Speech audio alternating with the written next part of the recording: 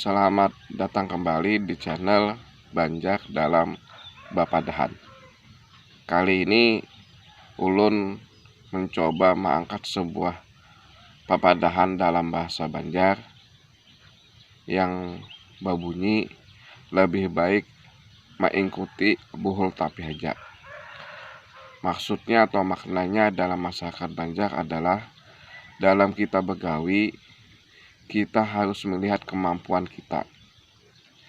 Gawian yang digawi harus dilihat kepada keahlian atau kepintaran yang kita miliki.